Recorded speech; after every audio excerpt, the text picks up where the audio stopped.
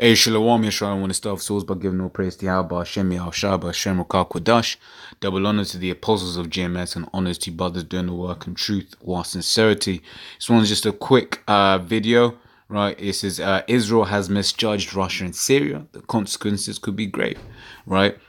Stated today, Tuesday, the 10th of April, 2018, right? And hey, this headline makes you think of prophecy, because what does it say in Jeremiah? In fact, I'll just go straight into the prophecies, get straight into scriptures, right? The point there is, and I'll come back read into it as well. So Jeremiah 49:20 says, "Therefore hear the counsel of Yahweh that he hath taken against Edom, and his purpose that he hath purposed against the inhabitants of Teman. Surely the least of the flock shall draw them out. Surely he shall make their inhabitants habitations desolate with them."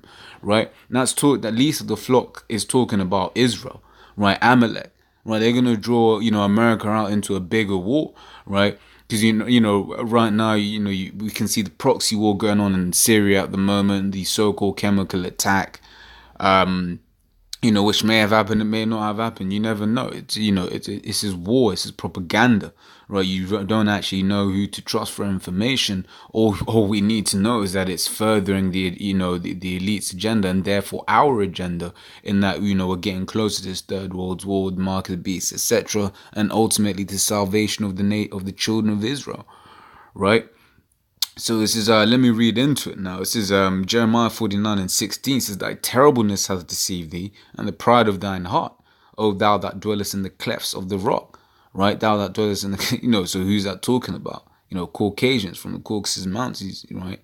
He's Edomites, right? It says, "That holdest the height of the hill, thou that shouldest makest thy nest as high as the eagle, right? I will bring thee down from thence, saith Yahweh."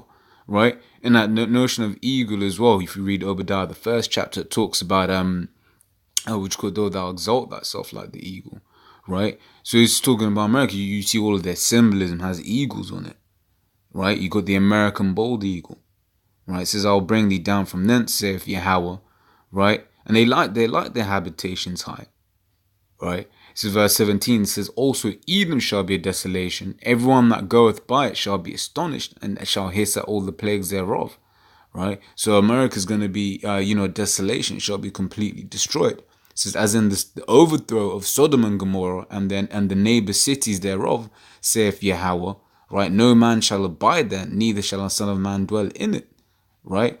And that's talking about how America is going to be completely destroyed off the face of the earth. It says, "Behold, he shall come up like a lion from the swelling of Jordan against the habitation of the strong, but I will suddenly make him run away from her. And who is a chosen man that I may appoint over her? For who is like me, and who will appoint me time? And who is that shepherd that will stand before me?" Right? And to read it again, it says, "Therefore hear the counsel of Yahweh that he hath taken against Edom, and his purpose that he hath purpose against the inhabitants of Teman. Surely the least of the flock shall draw them out." So to compound the point, I was talking about them Gutterites over there, man. They're going to cause, the escalation that's going to lead us into this much bigger war. Right? It says Jeremiah 50:3. Now it says, "For out of the north," right? It's talking about Russia, right? It says, "Out of the north there cometh up a nation against America." Right? It's talking about Russia. So you see everything that's happening right now in the Middle East, the tensions, right? It's really a proxy war between America and her allies, and Russia and her allies. Right? So for out of the north there cometh up a nation against her, which shall make her land desolate, and none shall dwell therein. They shall remove, they shall depart both man and beast. Right, reiterating the point in the last chapter in 49 about how America's going to be completely destroyed and no man's ever going to dwell there ever again. Right? Let me carry on. It's verse 9. It says, "For lo, I will raise and cause to come up against Babylon an assembly of great nations from the north country, and they shall set themselves in array against her. From thence she shall be taken. Their arrows shall be as of a mighty expert man, none shall return in vain." Right, I was talking about these ICBM nuclear missiles. When they shot out, they're not returning. Right, because the Lord has a determination to destroy America. Right? He prophesied it, right? And you read Isaiah 55:11, the Lord says something's going to happen. It's going to happen. All right? It says, "An unchild deer shall be a spoil, and none shall return in vain." Basically, they're all going to hit that target. Right, it says, verse 10 says, and Chaldea shall be a spoil, all that spoil shall be satisfied, saith the Lord, because you were glad, because you rejoice, all you destroyers of mine heritage, because you are grown fat as the heifer and as bulls. Your mother, in reference to England, shall be sore confounded, because America came out of England. So she that bare you shall be ashamed. Behold, the hindermost of the nation shall be a wilderness, a dry land in the desert.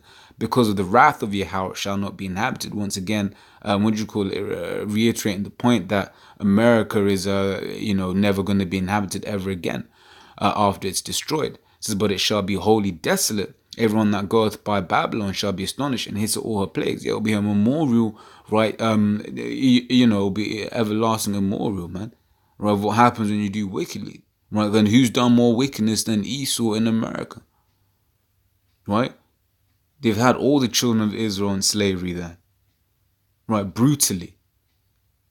Killed a whole load, enslaved a whole load, broke treaties. Right? It says, verse 14, put yourselves in array against Babylon round about, all ye that bend the bow. Right? And that's a key point, right? Because all the nations that have nuclear missiles are going to shoot at America. Right? And that includes America's allies. That includes England. That includes France, Germany. Right? It says, shoot at her, spare no arrows, for she hath sinned against your house. So we're all still waiting for that thing that's going to make, America's allies turn against her. Right? It says, shoot against her round about. She hath given her hand, her foundations are fallen, her walls are thrown down. For it is the vengeance of the Lord, take vengeance upon her, as she hath done, do unto her. Right? And the point there also in verse 14 is spare no arrows. Right? Or use all the missiles, man. Right? It says, Joel 3:9 says, proclaim ye this among the Gentiles, prepare war, wake up the mighty men, let all the men of war draw near, let them come out. Right? I remember when I was first, getting an understanding of this truth, right? I was still going to the church and all of that, right? And I remember, my older brother was like, the pastor at the time, like, she's going off, right? Because she was praying for peace in the Middle East. Well, obviously, I don't go to church now, of course, just to put that out. You see this, bro? This is when I first come in, because you get this truth. You don't become a Hebrew overnight. You don't just stop doing everything. It's a process, right? But Joel 3:9 says, this woman was, this is a woman pastor at that. I was talking about peace in the Middle East, but that ain't, that ain't what the Lord has promised. That's not what the Lord wants. The Lord wants a major death and destruction in the Middle East, right? As well as talking about, prepared, all you Gentiles, prepare, proclaim ye this among the Gentiles, prepare war, right? This is verse 10 says, beat your plowshares into swords and your pruning hooks into spears. Let the weak say I am strong. Right? Beat your plowshares into swords. Basically divert money from agriculture, etc. into military. Right? You see certain nations have done it. You got countries like India and Pakistan that have the nuke. Right? It says, and you're pruning into spear. Let the weak say I'm strong. Yeah, so you got, like I said, India and Pakistan aren't just weak countries anymore, man. Right? This is verse 11 says, assemble yourselves and come, all ye heathen, gather yourselves together round about. Thither cause our mighty ones come down, O Lord. Let the heathen be wakened and come to the valley of Jehoshaphat, right? Which is Yehoshaphat in the Hebrew, the valley of the Most High's judgment. Yehoshaphat means Most High's judgment, right? Yahweh's judgment. Right, so verse 13, put you in the sickle, for the harvest is ripe. Come and get you down, for the press is full, the fats overflow, for their wickedness is great. Multitudes, right? So a load of people, right? And the valley of decision, for the day of Yahweh is near in the valley of decision, right? So basically, there's going to be a war in the Middle East, and it's going to be a great war, right? A time like never before seen on earth, as prophesied in, I believe, also Joel, the 2nd chapter, and Daniel, the 12th chapter, is the one, 12:1, is the one I know off the top of my head. I believe it's also in Joel 2.